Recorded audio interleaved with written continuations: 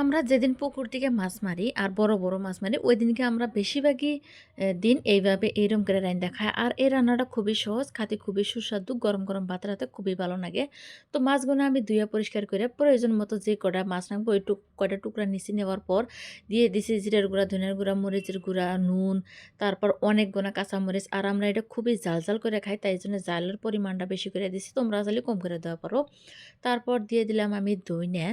ধইনা না কুচি, কুচি করে নিয়েছিলাম এই ধইনাগুনা দিয়ে দিলাম।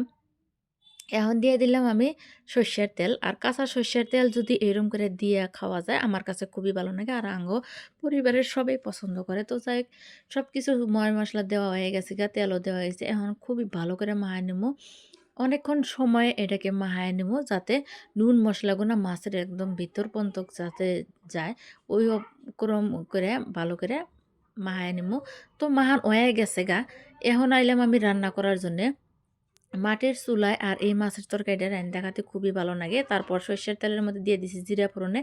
জিরাটা যখন লাল লাল হয়ে গেছে গা তারপর দিয়ে দিলাম পেঁয়াজ কুচি, অনেকগুলো পেঁয়াজ দিয়ে এখন ভালো করে নাড়াচাড়া করার পর পেঁয়াজগুলো যখন লাল লাল হয়ে গেছে গা এখন আমি দিয়ে দিতেছি সর্ষে আর পোস্ত যে আছে না, পোস্ত ছোট ছোট যে দানা ওইটা আমি সামান্য কিছু নিয়ে ভালো করে পাটায় বাইটায় মিহি করে নিয়েছিলাম আর ওইটাই দিয়ে দিলাম এখন। আর ওইটা দেওয়ার পরে যে পরিমাণে ঝোলটা নাকবো মাছগুলো রাঁধতি ওই পরিমাণ অনুযায়ী ঝোল দিলাম। তারপর দিয়ে দিলাম সামান্য হলদির গুঁড়া। হলদির গুঁড়া দিয়ে আরোখান কিছু নাড়াচাড়া করে নিতেছি, এই যে হেনে দেখতেছেন আপনারা।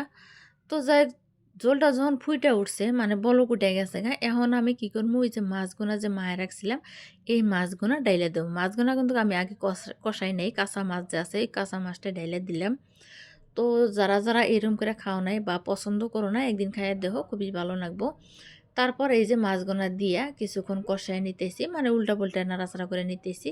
যখন কষানো হয়ে গেছে গা আর মাছ তো বেশি টাইম কষান যায় না, ভেঙে যায়। তারপর দিয়ে দিলাম আরও কিছু পানি, মানে ঝোল, পর্যাপ্ত পরিমাণে ঝোল দিলাম। আর এটা আমরা মাছের ঝোল বানাবো। তো যখন এই যে ঝোলটা ফুটে উঠছে এখন দিয়ে দিলাম আমি ধনিয়ার পাতা। তো বন্ধুরা আরও একটা কথা কই, তোমরা যদি ইউটিউবে দেখে দেখে থাকো প্লিজ একটা সাবস্ক্রাইব করে দিও। আর যদি ফেসবুকে দেখে দেখে থাকো তাহলে প্লিজ একটা ফলো করে দিও। তো যাই হোক, এটা ঝোল ঝোল অবস্থায় রাখবো। তো এই যে যখন ঝোলটা অল্প গাঢ় গাঢ় হয়ে গেছে গা ওই অবস্থায় নামায় নিছি, যে অল্প অল্প ঠান্ডা হয়ে গেছে গা, দেখতেছেন কালারটা খুবই সুন্দর হয়েছে। আর উপর দিয়ে তেল গোনা ভাইসে উঠে চিকচিক করতেছে। মাছেরও তেল আছিল আর এমনি যে তেল দিছি ওই তেলটাও মানে মিক্স হয়েছে, তার মধ্যে সর্ষে দিছি, ওই জন্য এরকম হয়েছে। তো এখন এটাকে সুন্দর করে খাওয়া যাবো আর গরম গরম ভাতের হাতে পরিবেশন করলে খুবই ভালো লাগবো। তো অন্য একটা পাত্রের মধ্যে আমি আজরাই নিতেছি, এই যে খুবই বড় বড় পিসগুলো সাবধানে লাহে লাহে করে আজরাই নিয়ে নিতেছি। আপনারা কি এরম করে কোনোদিন খাইছেন? যদি খাইয়া থাকেন তাহলে আমাকে কমেন্টের মধ্যে জানান। আর যদি না খাইয়া থাকেন তাও জানায়েন। তো যাই হোক, আমরা কিন্তু সচরাচর মাঝে, মাঝে খাইয়েই থাকি। তো এই যে এই মাছের ঝোলটা সর্ষে দিয়ে কিরম লাগছে তোমরা কমেন্ট করে জানাইও। আর এই ভিডিওটা যদি ভালো লাগে লাইক, শেয়ার, কমেন্ট করে দিও। তো বন্ধুরা আমি আজকের রেসিপিটা এখানে শেষ করলাম। যদি আমার এই রেসিপিটা ভালো লাগে লাইক, শেয়ার, কমেন্ট করে দিও। তো আজকের মতো তোমার কাছে থেকে বিদায় নিতেছি। আবারও আসবো কোনো নতুন রেসিপি নিয়ে। ততটাইম তোমরা সুস্থ থেকো, ভালো থেকো, আমার পাশে থেকো সবসময়।